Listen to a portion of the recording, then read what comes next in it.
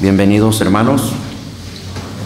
Gracias al Señor porque nos ha concedido el privilegio de estar aquí en este lugar donde por muchos meses estuvimos orando para que el Señor nos concediera este tiempo de estar aquí con nuestros hermanos. Pues bienvenidos. Creo que más tarde esperamos que vengan otros, pero los que ya estamos aquí, que el Señor nos siga bendiciendo. Les invito a que busquemos la segunda carta a Timoteo, versículo que es la base de nuestro estudio para esta mañana o este día. Segunda de Timoteo en el capítulo 2 y su versículo 15. Ya lo leímos hace un rato, lo mencionó nuestro hermano, pero vale la pena leerlo. Versículo 15 dice: procura con diligencia presentarte a Dios aprobado, como obrero que no tiene de qué avergonzarse, que usa bien la palabra de verdad. Para esta mañana nuestro estudio se titula Principios de interpretación bíblica. Es un tema general que durante este día, y si el Señor permite, todavía mañana vamos a estar aprendiendo. Nuestra parte que nos corresponde para esta mañana sería principios de interpretación en contexto. Entonces, cada uno de nosotros, no sé si podemos captar, y si no, tal vez tomar papel y lápiz y poder anotar algunas partes que usted crea conveniente, porque es muy importante que nosotros como hijos del Señor, miembros de una iglesia, debemos de conocer la Escritura, sus partes y cómo poderla estudiar. Cuando estamos hablando de principios de interpretación en contexto, quiere decir que cada uno de nosotros debemos de interesarnos en tomar en cuenta la lectura de la palabra del Señor, para que así nosotros podamos encontrar el pasaje que estamos estudiando y poder llegar a conocer el contexto dentro de ese pasaje. Un contexto es un texto que le refleja luz al texto que estamos meditando. Cuando nosotros no utilizamos el contexto, entonces podemos llegar a un fracaso, porque podemos darle una mala interpretación a lo que es el texto. Por eso Pablo está diciendo: procura con diligencia presentarte a Dios. Cada uno de nosotros tenemos la responsabilidad de leer la Biblia, interpretar la Biblia y explicar la Biblia. Pesa en nosotros esa responsabilidad. Pablo continúa diciendo: como obrero que no tiene de qué avergonzarse, que usa bien la palabra de verdad. Cuando está diciendo usar bien la palabra de verdad, indica que el texto que estamos leyendo o estudiando, tenemos que explicarlo como se debe, no darle una mala aplicación. Es verdad, toda la Biblia debe de ser explicada, pero no toda la Biblia debe de ser aplicada. Y eso tenemos que tomar nota de esto. Porque cuando aplicamos lo que solo debe de ser explicado, entonces nos ubicamos a otro terreno. Y es lo que nosotros tenemos que tener en cuenta. Por ejemplo, cuando alguien lee un pasaje y lo aplica mal, pues está tratando de llegar a un terreno desconocido. Entonces nosotros tenemos que ubicarnos en el texto y contexto. Vamos a ver 3 ejemplos para que podamos ubicarnos. Busquemos lo que dice el libro de Mateo. Aquí encontramos un versículo que lo hemos leído tanto en el capítulo 7. Mateo capítulo 7, y vamos a leer el versículo 1.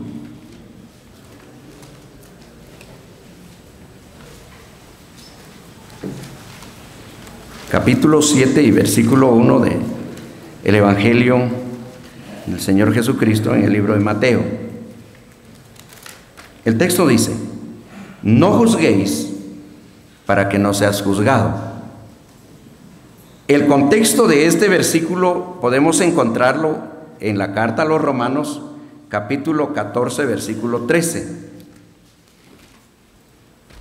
Romanos capítulo 14 y versículo 13.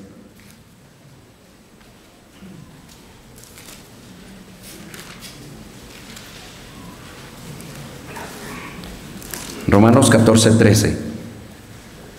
Así que ya no juzguéis, así que ya no nos juzguemos más los unos a los otros, sino más bien decid no poner tropiezo, leo de nuevo, más bien decidid no poner tropiezo u ocasión de caer al hermano. Lo que el apóstol Pablo y el Señor Jesucristo están tratando de explicar es el no juzgar en cosas que no nos corresponden. No juzguemos cómo anda, qué dice, cómo viene, cuándo no viene. Eso no nos corresponde a nosotros. Y cuando no estudiamos bien el texto, podríamos ver que lo que encontramos en la carta a los Corintios, busquemos ahí, primera carta en el capítulo 5. Vamos a leer la primera carta a los Corintios en el capítulo 5. Y vamos a leer el texto 12, 5:12. Porque ¿qué razón tendría yo para juzgar a los que están fuera? ¿No juzgáis vosotros a los que están dentro? Podemos leer el versículo 2 del capítulo 6. ¿O no sabéis que los santos han de juzgar al mundo? Y si el mundo ha de ser juzgado por vosotros, ¿sois indignos de juzgar cosas muy pequeñas? Capítulo 14 y versículo 29 de esta misma carta. Asimismo, los profetas hablen 2 o 3 y los demás juzguen. Parece ser contradictorio si nosotros no usamos bien la exégesis. Exégesis se le llama la forma de interpretar correctamente el texto. A veces nosotros lo interpretamos a nuestra manera, a nuestra forma. Dice, yo así lo entiendo. Y otro hermano dice, no, es que yo lo entiendo de esta manera. Entonces las escrituras no se van a entender a nuestra forma, se van a entender en su debido contexto. Entonces lo que el Señor Jesucristo habló en Mateo capítulo 7 y Pablo en la carta a los Romanos no son contextos con estos versículos que estamos viendo aquí en la carta a los Corintios. Es muy diferente, porque ya dicen no juzguéis. Y nosotros tenemos que ver juzgad vosotros. Entonces no juzguéis y juzgad vosotros tiene diferencia. El juzgar aquí que Pablo está diciendo se trata dentro de la iglesia.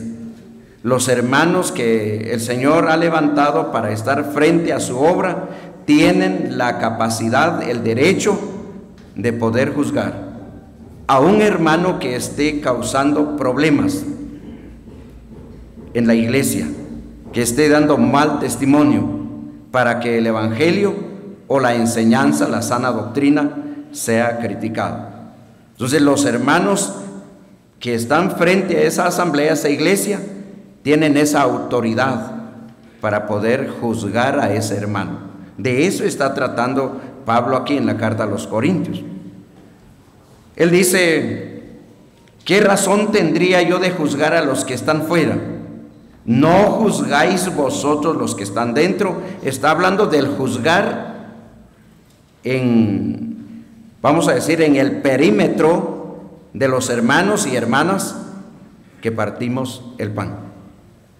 Si un hermano está causando problemas, su vida es un desastre, su vida va de mal en peor, para eso están los ancianos, para invitar a ese hermano y llamarle la atención. Si es digno, en este caso este hermano era digno de ponerlo en disciplina, de quitarlo del partimiento del pan.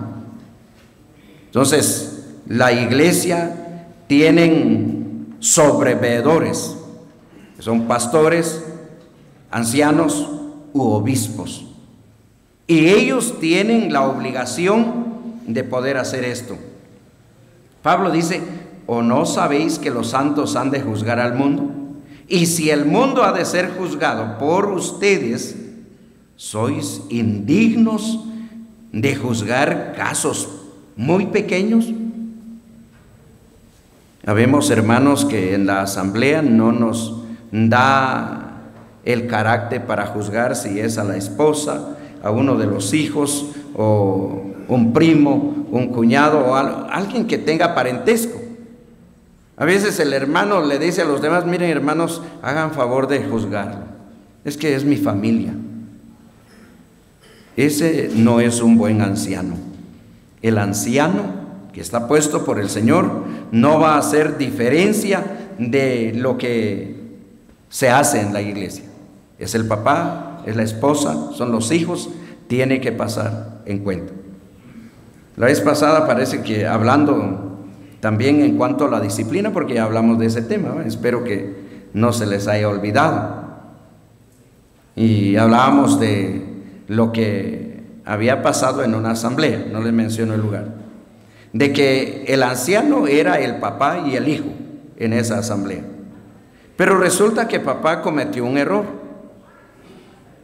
¿sí? Falló, cayó en pecado. Error, fracaso, pecado es lo mismo. Entonces el hijo, como anciano, le dictó disciplina al papá. Eso es una autoridad correcta, de saber juzgar las cosas en su debido lugar.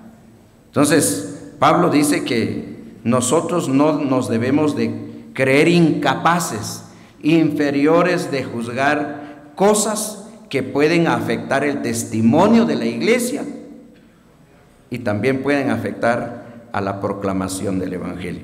De eso se está tratando aquí. Entonces, yo no sé si me pudieron captar el contexto de Mateo y el contexto que está hablando Pablo aquí en la carta a los Corintios. Mateo y Romanos, Corintios no son un contexto.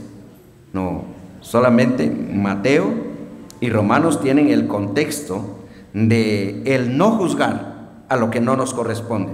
Pero Pablo aquí a los Corintios tiene el privilegio de enseñarnos que los líderes, vamos a tomar así esa expresión, los ancianos de la iglesia tienen la autoridad de juzgar los que están dentro. El mundo, el Señor lo va a juzgar, pero los que están dentro, nos toca a nosotros como hijos del Señor juzgar.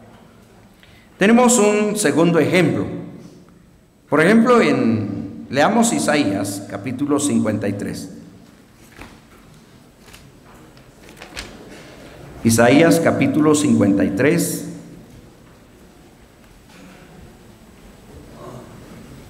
Y vamos a leer el texto 5. 53 de Isaías y versículo 5. El profeta dice: mas él herido fue por nuestras rebeliones, molido por nuestros pecados. El castigo de nuestra paz fue sobre de él, y por su llaga fuimos nosotros curados. No debemos de pensar que al leer este versículo de Isaías, nosotros como humanos, el Señor llevó todas nuestras enfermedades. Y para nosotros hoy no debemos de enfermarnos. Algunos pueden pensar eso. Con el hecho de que el Señor Jesucristo murió en la cruz, derramó su sangre, se entregó en sacrificio por nosotros, no implica que nosotros jamás vamos a enfermarnos. Es importante que nosotros tratemos de tomar en cuenta que tenemos un cuerpo humano y que este cuerpo está, vamos a decir que está presto a tener enfermedades o cualquier otra cosa que pueda venir a nuestra vida. No podemos estar exentos de esto, porque cuando Isaías te está diciendo, ciertamente llevó él nuestras enfermedades y sufrió nuestros dolores. Vamos a decir que él se llevó dolores de cabeza, dolores de cuerpo, se llevó el COVID, no, entonces no hubiera venido. No está tratando realmente de literalmente, sino está tratando de una enfermedad figurada. Y a esta enfermedad se le llama, ¿lo sabe? Pecado, pecado. Y en el contexto nosotros podemos ver la ampliación de lo que está diciendo Isaías. Entonces, de que el Señor Jesucristo ascendió, como lo relata Lucas en Hechos capítulo 1 y su texto 8. Los primeros cristianos sufrieron naufragios, ellos fueron golpeados, ellos fueron encarcelados, ellos fueron mordidos por serpientes y se enfermaban también. Por ejemplo, en Hechos capítulo 7, versículos 51 al 60, encontramos la historia de Esteban. ¿Quién era Esteban? Llegó a ser un mártir de la iglesia, que murió apedreado. Él sufrió desprecios. El caso es de que llegó hasta entregar su vida siendo apedreado. También encontramos la historia del apóstol Pablo en el capítulo 14, versículo 19 del mismo libro de los Hechos. El apóstol Pablo fue apedreado, fue arrastrado, fue despreciado. Y en 2 de Timoteo, capítulo 4, versículo 20, encontramos a Erasto. Erasto era alguien que acompañaba al Señor Jesús, al apóstol Pablo, pero que en esa ocasión él enfermó. Y el apóstol Pablo no dijo, bueno, hermano Erasto, voy a orar por ti, y porque para que sigamos el viaje. No. Pablo dice, y a Erasto dejé enfermo. Él se quedó ahí. Ahora, ¿qué diferencia hay de ellos para con nosotros? Erasto enfermó y sucesivamente podemos continuar hablando de la vida de ellos, de los primeros cristianos, cómo vivieron. Entonces, esto indica que nosotros no estamos exentos de enfermedades. Cuando Isaías está diciendo que nosotros fuimos curados, no está hablando de enfermedad física, está hablando de la enfermedad del pecado. Y el apóstol Pedro trató de hablarnos como contexto en el capítulo 2, leamos ahí la carta del apóstol Pedro, capítulo 2. Y su texto 24. El apóstol Pedro escribe aquí en el capítulo 2 de su primera carta y su versículo 24. El texto dice, quien llevó él mismo nuestras enfermedades,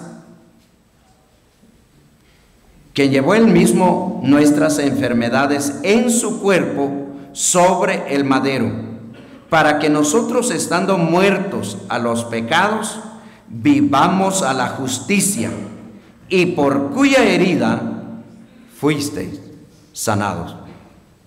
El apóstol Pedro está hablando de la enfermedad del pecado. Cuando Adán pecó, ustedes recuerdan ese pasaje, cuando Adán pecó, el veneno del pecado entró en él, y cuando él engendró hijos, los engendró a su semejanza. Entonces, en Adán entró el pecado y se reprodujo en todos, en toda la humanidad. Entonces, cuando el Señor Jesucristo vino a morir por nosotros en la cruz, derramó su sangre, se entregó voluntariamente, Él llevó nuestras enfermedades, la enfermedad del pecado, porque Dios no nos pagó conforme lo merecíamos. Él castigó a su Hijo, a la imagen misma de su sustancia, su solaz, su complacencia, el resplandor de su gloria, que por amor a nosotros tomó un cuerpo semejante al nuestro, y estando en esa condición, se humilló a sí mismo, haciéndose obediente hasta la muerte, y muerte de cruz. El contexto entonces de Isaías 55 o 53:5 es Primera de Pedro capítulo 2 versículo 24. Lo estamos entendiendo.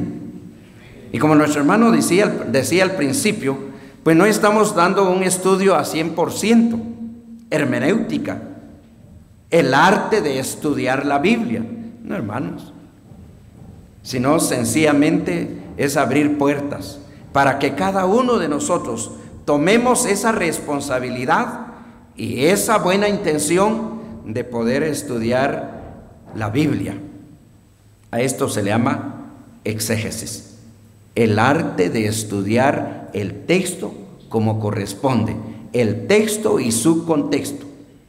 Hay un decir muy común, muy popular, es que dice que el texto sin su contexto es un pretexto. Entonces nosotros tenemos que llevar el contexto de la palabra de Dios, porque cuando no llevamos el contexto, entonces tratamos de darle otro sentido al texto y nos desviamos. Sí, hay muchos, diríamos, hay mucho material para poder estudiar la palabra del Señor. Nosotros debemos de tomar en cuenta todo eso, al menos otras versiones. Es bueno tener muchas versiones para poder estudiar la palabra del Señor. Tener una concordancia bíblica, tener un diccionario bíblico, tener un comentario bíblico, pero hay que saber qué tipo de materiales vamos a utilizar. ¿Por qué algunos han fracasado? Porque tratan de tomar cualquier literatura y cuando ellos sienten, están fallando. En la Biblia hay muchas cosas, vamos a ir, no imposibles, sino difíciles, como dijo Pedro, difíciles de entender. Y cuando el hombre indocto, es decir, no guiado por el Espíritu Santo, este hombre tuerce no solo lo difícil, sino lo fácil de entender. ¿Sí? Con una expresión nosotros podemos darle mala aplicación a la palabra del Señor. Entonces, cuando el Señor Jesucristo murió, nosotros fuimos perdonados, sanados de nuestros pecados por la gracia del Señor. Sí, Él en su gracia murió, en su gracia nos amó y en su gracia nos rescató y nos hizo sus hijos. Con razón, Pablo a los Corintios, capítulo 5, versículo 21, Pablo dice: al que no conoció pecado, Dios lo hizo pecado por nosotros, para darnos la sanidad, para darnos la libertad. El Señor Jesucristo se hizo pecado. La Biblia no dice que Él hizo pecado. Y cuando nosotros leemos mal o expresamos mal el texto, ya se entiende de diferente forma. Entonces todo debe de ser en su debido lugar. Tenemos un tercer ejemplo. Busquemos la carta a los Romanos capítulo 8. Romanos capítulo 8, y vamos a leer el versículo 28. Romanos capítulo 8. Ahí encontramos un tercer ejemplo. Es una idea para que nosotros la tomemos y podamos ir viendo el texto y su contexto. Capítulo 8 de la carta a los Romanos, y dice el versículo 28. 8, 28. Y sabemos que a los que aman a Dios, todas las cosas les ayudan a bien. Esto es, a los que conforme a su propósito son llamados. Y sabemos que a los que aman a Dios, todas las cosas les ayudan a bien. Esto es, a los que conforme a su propósito son llamados. Al no usar la exégesis o el verdadero sentido de la palabra, nosotros podemos darle mala aplicación a este versículo. Entonces, es importante que nosotros, al leer el texto, podamos ver su contexto. Cuando está diciendo Pablo, sabemos que a los que aman a Dios, todas las cosas les ayudan a bien. Quiere decir que nosotros los creyentes ya no debemos de sufrir, ya no debemos de vivir tal vez en algún fracaso, algo que puede venir a la vida. ¿Estamos tan libres? No, nosotros realmente estamos expuestos a cualquier circunstancia de la vida. Cuando Pablo dice, sabemos que a los que aman a Dios, todas las cosas les ayuda bien, es posible si viene una pérdida a nuestra vida. Por ejemplo, usted pierde un terreno, pierde una cosecha, pierde dinero, eso le va a ayudar a bien. ¿Sabe por qué? Porque el Señor quiere darnos una lección en las cosas que vienen a nuestra vida. Cuando dice todas las cosas ayuda bien, no quiere decir que la vida del cristiano, pues andamos entre rosas, andamos sobre alfombras y nada nos va a pasar. No. Esto indica que si viene una enfermedad a nuestra vida, esto nos va a ayudar a bien.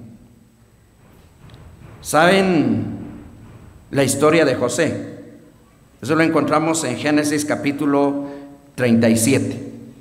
¿Quién era José? José, un joven que fue aborrecido por sus propios hermanos.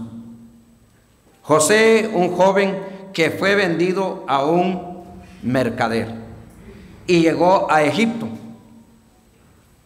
pero no sabiendo que en ese lugar José llegó a ser un gran rey. ¿Se recuerdan de esa historia? José era el despreciado por sus hermanos, amado por su padre, despreciado por sus hermanos, vendido por sus hermanos, comprado por un esclavo, puesto en la cárcel injustamente, pero más tarde proclamado a ser gobernador en Egipto. Y cuando faltó alimento en su familia, la familia fue a buscarlo, no a él. Ellos fueron en busca de alimentos.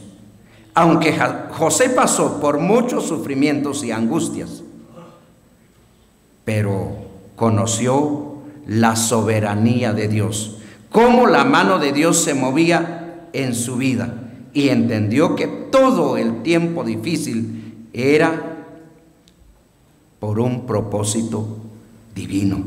Y eso debemos entender en nuestra vida, hermanos. Cuando algo está pasando en nuestra vida, Dios quiere mostrarnos algo a través de ello. Entonces nosotros podemos ver lo que Pablo está diciendo. Cuando regresamos al versículo 18 podemos entender esto. 8:18 de la carta a los Romanos.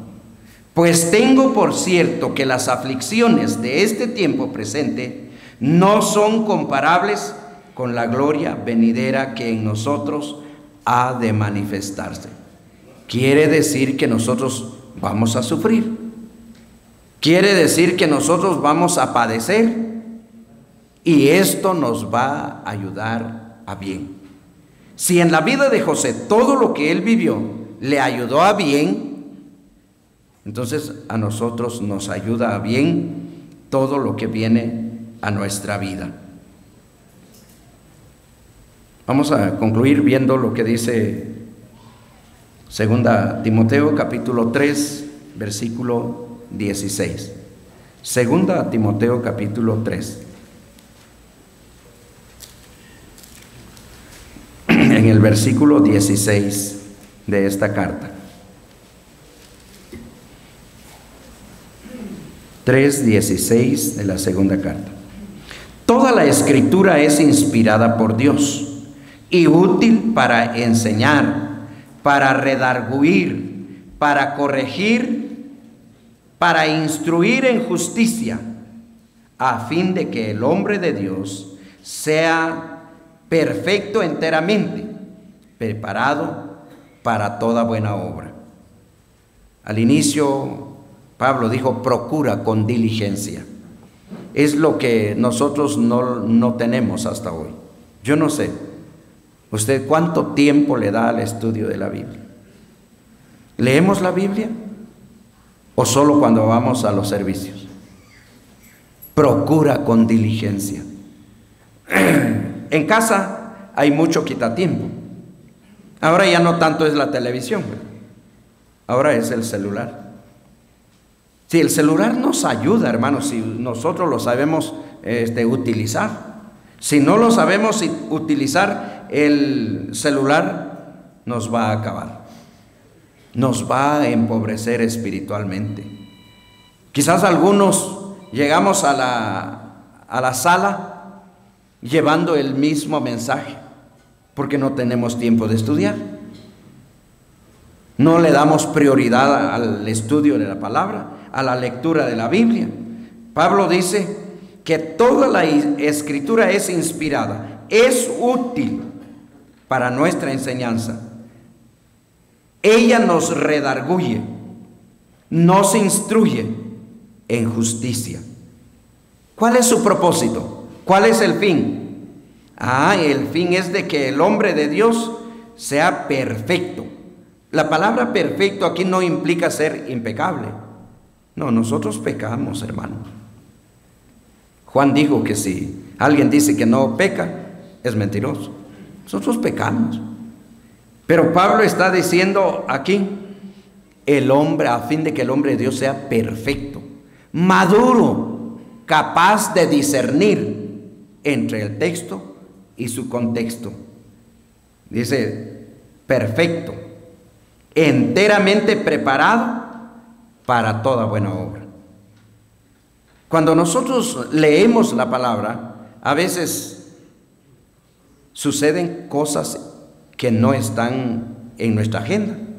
Tan de repente una llamada: hermano, fíjese que necesitamos que esté con nosotros porque el hermano tal se fue con el Señor. O necesitamos que, así, cosas sorprendentes. Dice: pero caso hay que predicar, güey. Como no estamos preparados, no hemos estudiado, ya no hay que predicar, ¿verdad? Pero vale la pena el estudio de la palabra del Señor. Entonces, hermanos, no sé si pudieron captar algo, pero vale la pena subrayar, anotar que es importante la interpretación correcta de las Sagradas Escrituras, porque esto no dejará que nosotros le demos mala interpretación y llegar a un fracaso en cosas que no son convenientes. Esperemos que el Señor nos continúe bendiciendo en esta mañana, y la honra y la gloria sea para Él.